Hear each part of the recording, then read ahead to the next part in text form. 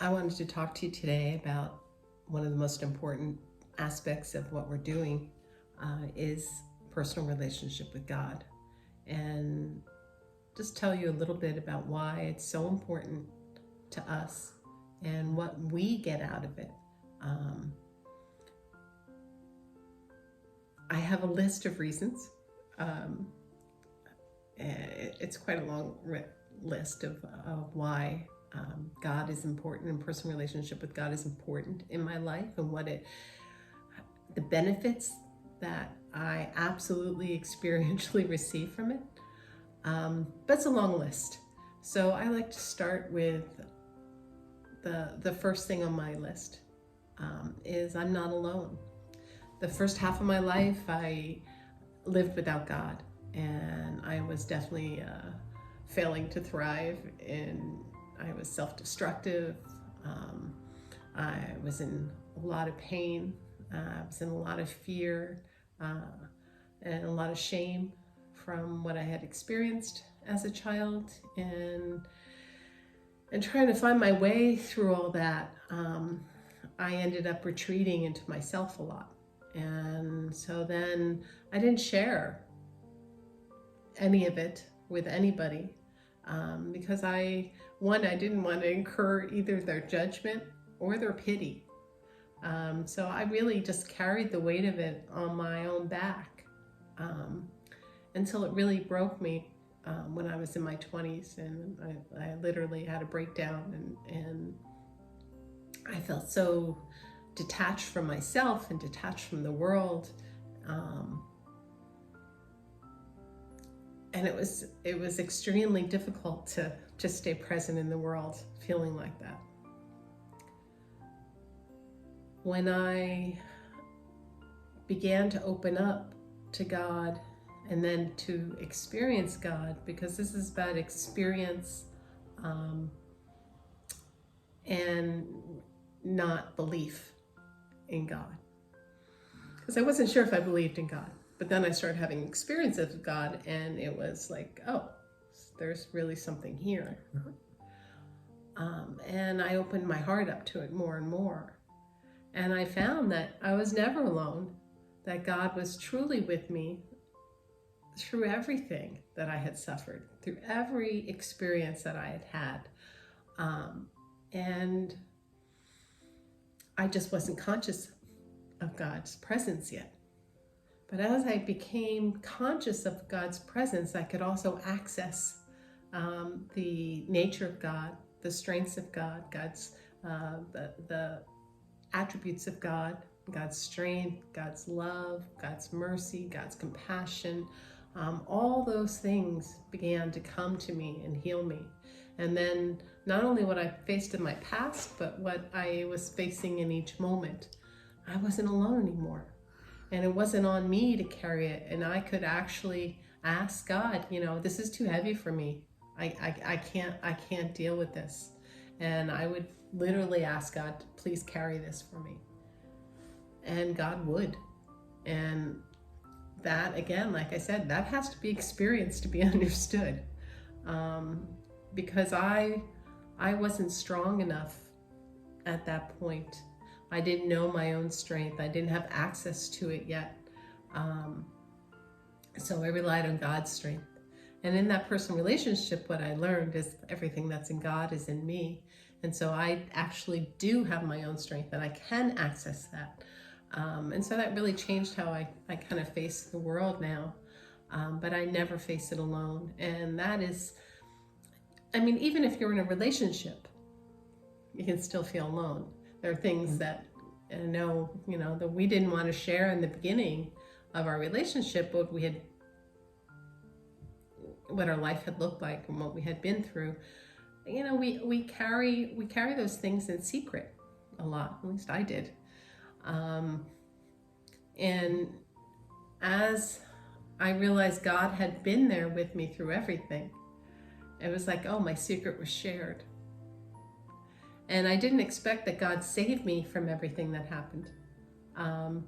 But I was comforted in the fact that God knew what my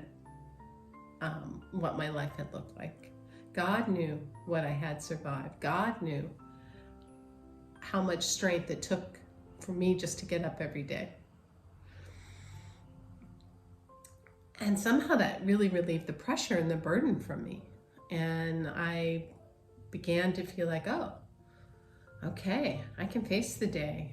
I can face whatever problem was coming up. That personal relationship, that love that I felt, that almost like a hand around my shoulder or a hug when I needed it, that was available to me. And that changed how I processed things, changed how I looked at the world, and literally it began to change me from the inside out. Beautiful.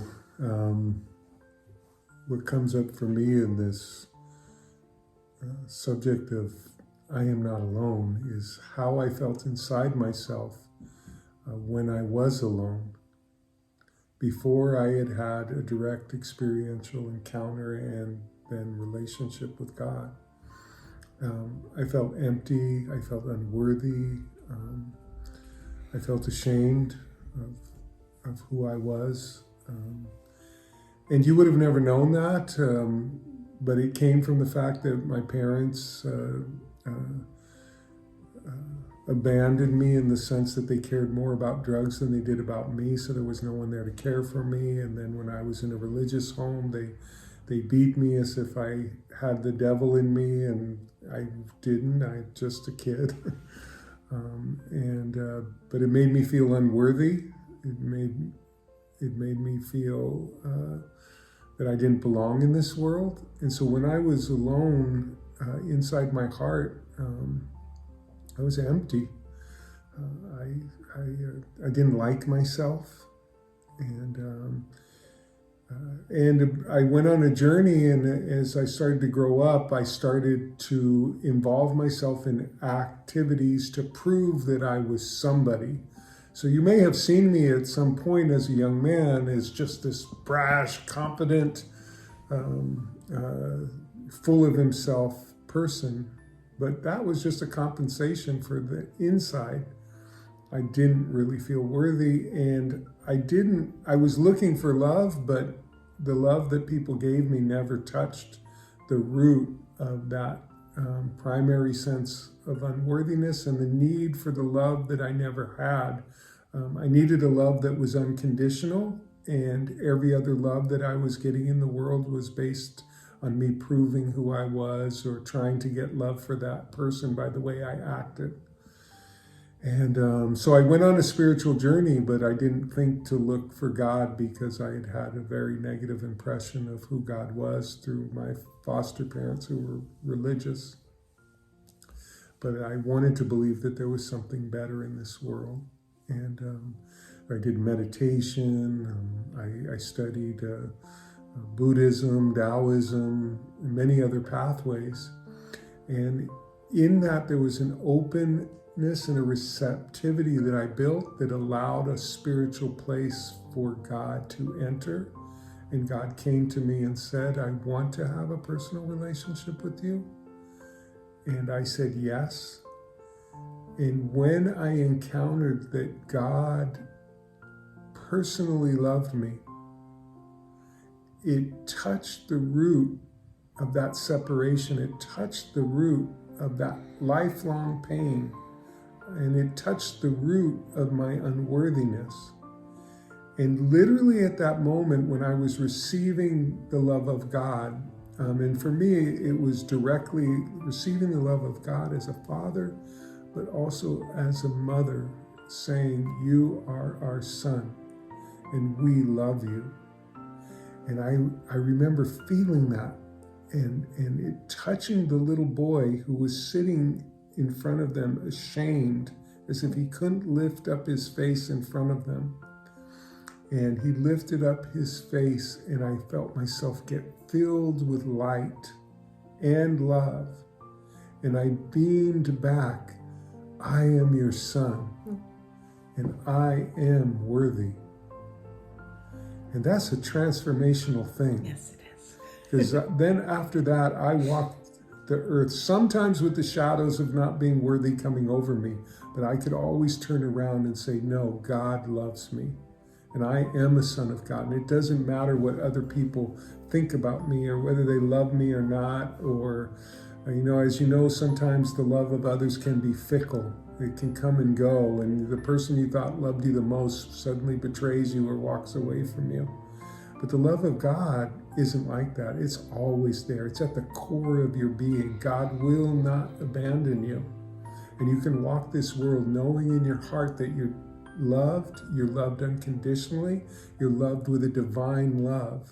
No human being is really capable 100% of loving with a divine love. So to get that directly from God, and this doesn't have to do with any religion or belief. The best of religion is to lead you to that moment, is to lead you to a moment of personal encounter where it touches you in your own heart and it changes and transforms who you are as a human being and how you walk this earth.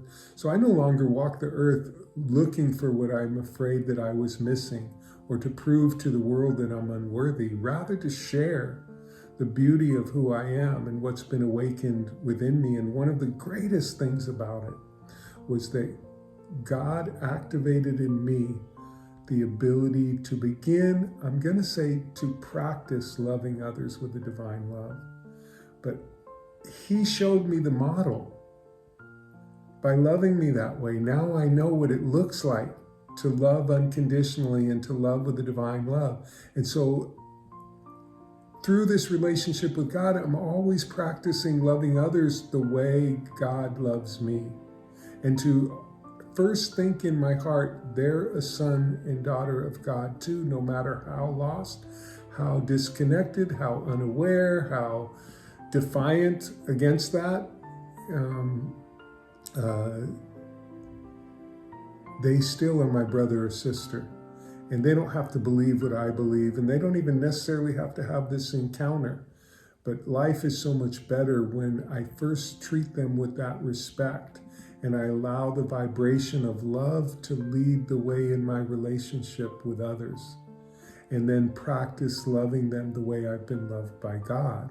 And so I'm not perfect at it, but through the practice, I keep growing in the ability of my heart to love others with the divine love. And I grow into the love of God by receiving the love of God and then pouring that love out to others.